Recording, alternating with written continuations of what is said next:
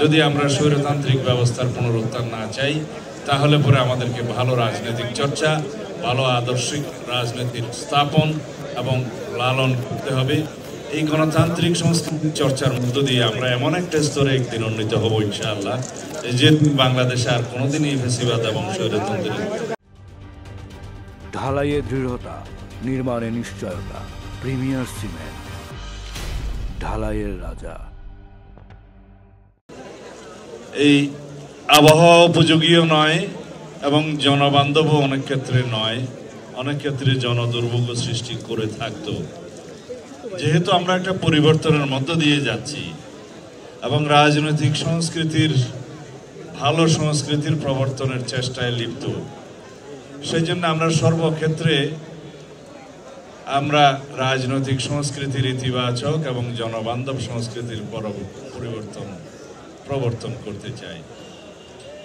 সেই লক্ষ্যেই আমরা এবারের আমাদের দলের ৪৭তম প্রতিষ্ঠা বার্ষিকীর দিনে আপনারা লক্ষ্য করেছেন, ঢাকা শহরে আমরা খাল, নালা, নর্দমা পরিচ্ছন্ন কর্মসূচি গ্রহণ করেছিলাম, যাতে আমাদের নেতা কর্মীরা এবং জনসাধারণ স্বতঃস্ফূর্তভাবে অংশগ্রহণ করেছে। ইতিপূর্বে আমরা এইরকম কর্মসূচি অনেকবার নিয়েছি, কিন্তু প্রতিষ্ঠাবার্ষিকীর দিন থেকে আমরা নবযাত্রা শুরু করলাম। সামনের দিনে বাংলাদেশের রাজনীতিতে গুণগত পরিবর্তনের জন্য আমরা সর্বক্ষেত্রে সংস্কারের মধ্য দিয়ে যাব ইনশাআল্লাহ। শুধুমাত্র আইন, কানুন, সংবিধান সংস্কারের মধ্য দিয়ে দেশের কার্যকর সংস্কার প্রবর্তন করা যায় না, প্রচলন করা যায় না, যতক্ষণ পর্যন্ত আমাদের মানসিক সংস্কার না হবে।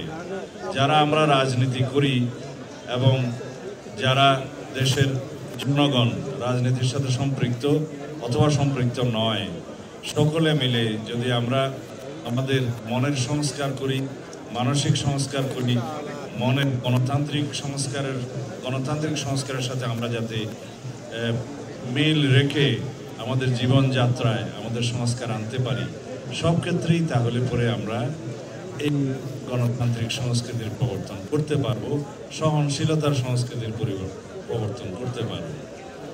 এই যে পরস্পর সহনশীলতার সংস্কৃতি, এটা প্রত্যেকটি রাজনৈতিক দলের ভিতরে থাকতে হবে।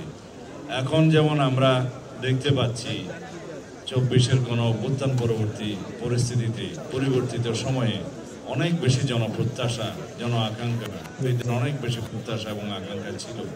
তার মধ্যে হচ্ছে যাতে আমরা পারস্পরিক সৌহার্দ্যপূর্ণ পরিবেশে গণতান্ত্রিক চর্চা করতে পারি। সকল রাজনৈতিক দলের নেতা কর্মীরা, সকল অঙ্গ সংগঠনের নেতা কর্মীরা যাতে সৌহার্দ্যপূর্ণ সম্পর্ক বজায় রাখে এবং গণতান্ত্রিক কর্মসূচিতে, রাজনৈতিক কর্মসূচিতে যাতে আমরা কেউ কারো বাধা হয়ে না দাঁড়াই এবং রাজনীতির চর্চার ক্ষেত্রে যাতে জবরদস্তিমূলক কোনো মনোভাব আমাদের মধ্যে না থাকে, এগুলোই হচ্ছে গণতান্ত্রিক সংস্কৃতির চর্চা রাজনীতির ক্ষেত্রে। সেই জন্য আজকে আমরা যে আয়োজনটা এখানে করছি, এর মধ্য দিয়ে জাতির কাছে আমরা একটা বার্তা পৌঁছে দিতে চাই, সকল জনগণের কাছে আমরা একটা বার্তা পৌঁছে দিতে চাই। যেমন আমরা আনন্দ উপভোগ করব আমাদের প্রতিষ্ঠাবার্ষিকীর দিনে, তাতে করে যেন জনগণের দুর্ভোগ পোহাতে না হয়। আমরা এমন কিছু অনুষ্ঠান আয়োজনের চেষ্টা করব যে অনুষ্ঠান আয়োজনের মধ্য দিয়ে জনগণ আনন্দ উপভোগ করতে পারে, আমাদের সাংস্কৃতিক চর্চার মধ্যেও একটা পরিবর্তন লক্ষ্য করতে পারে। এটাই হচ্ছে ভালো রাজনৈতিক সংস্কৃতির চর্চা করা। আমরা সবসময় বলি যে রাজনীতিতে গুণগত পরিবর্তন আনতে হলে ভালো রাজনৈতিক আদর্শের উপস্থাপন করতে হবে, ভালো রাজনৈতিক সংস্কৃতির চর্চা করতে হবে, লালন করতে হবে।